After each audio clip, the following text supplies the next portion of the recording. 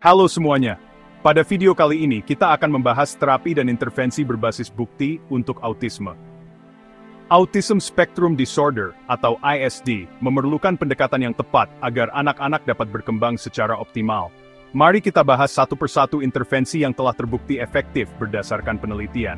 Pertama, intervensi dini adalah kunci keberhasilan jangka panjang. Penelitian menunjukkan bahwa memulai intervensi sebelum usia 3 tahun dapat memberikan peningkatan yang berkelanjutan dalam kemampuan kognitif, sosial, dan komunikasi. Otak anak-anak pada usia dini sangat plastis, sehingga mereka dapat mempelajari keterampilan baru dengan lebih cepat. Semakin muda usia anak saat memulai terapi, semakin besar peluang keberhasilannya. Banyak orang tua masih mendengar saran seperti, tunggu dan lihat atau, itu hanya fase. Namun, pendekatan ini bisa berisiko karena menunda diagnosis dan intervensi, berarti kehilangan jendela kritis perkembangan otak. Oleh karena itu, penting bagi orang tua untuk mempercayai insting mereka dan segera mencari evaluasi profesional jika ada tanda-tanda autisme pada anak. Selanjutnya, kita bahas terapi perilaku. Applied Behavior Analysis, atau ABA, adalah salah satu terapi yang paling banyak diteliti dan digunakan untuk anak autisme. ABA bertujuan untuk membangun keterampilan penting, mengurangi perilaku menantang, dan meningkatkan kemandirian. Melalui penguatan positif, anak-anak diajarkan keterampilan baru secara bertahap. Terapi ABA telah terbukti meningkatkan kemampuan bahasa, komunikasi, fokus memori, dan keterampilan sosial serta akademik.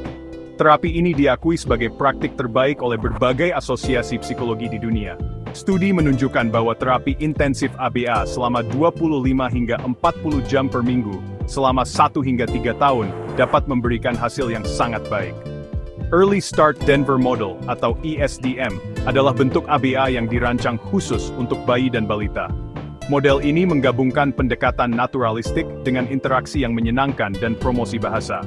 Penelitian menunjukkan peningkatan signifikan pada IQ, bahasa, dan perilaku adaptif pada anak-anak yang mengikuti program ESDM.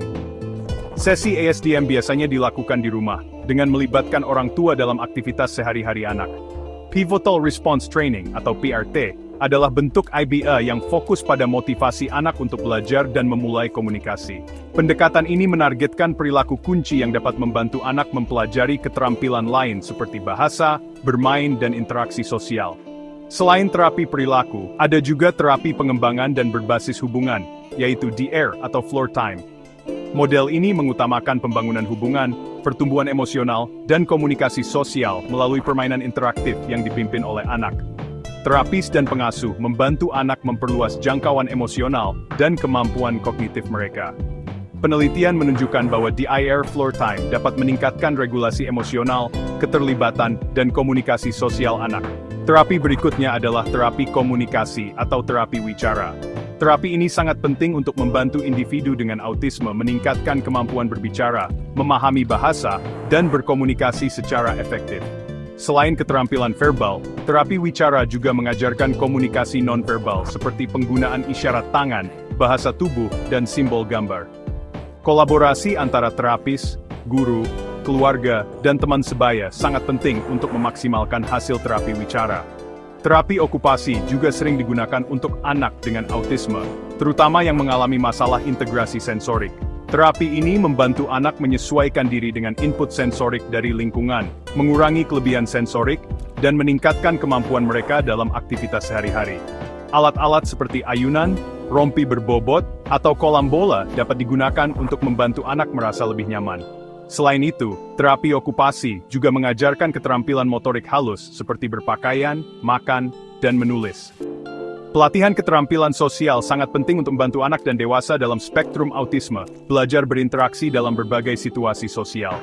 Program pelatihan biasanya mencakup instruksi eksplisit, bermain peran, pemodelan perilaku, dan umpan balik konstruktif. Manfaatnya antara lain peningkatan komunikasi, pemahaman isyarat sosial, kemampuan membangun hubungan, dan partisipasi dalam komunitas. Teknologi juga telah digunakan untuk mendukung pelatihan keterampilan sosial dengan hasil yang sebanding dengan metode konvensional. Bagaimana dengan obat-obatan? Perlu diingat bahwa obat tidak dapat menyembuhkan autisme.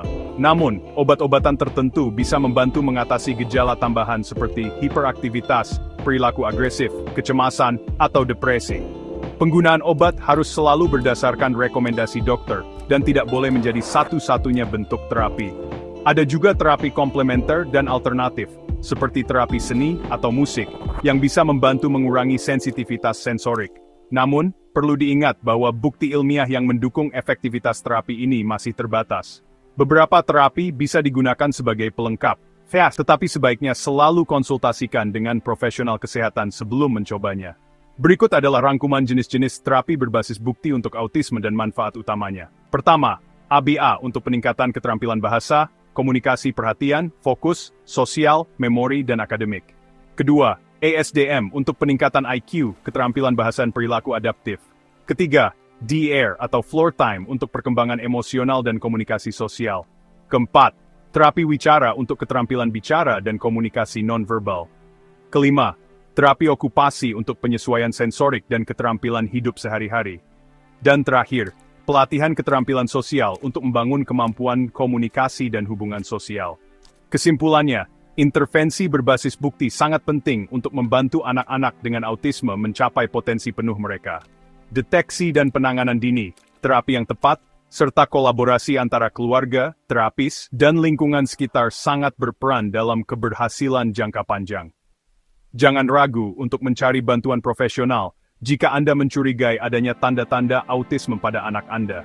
Semakin cepat intervensi dimulai, semakin besar manfaat yang bisa diperoleh. Terima kasih sudah menonton video ini. Jangan lupa untuk like, subscribe, dan share agar informasi ini bisa bermanfaat untuk lebih banyak orang. Sampai jumpa di video berikutnya.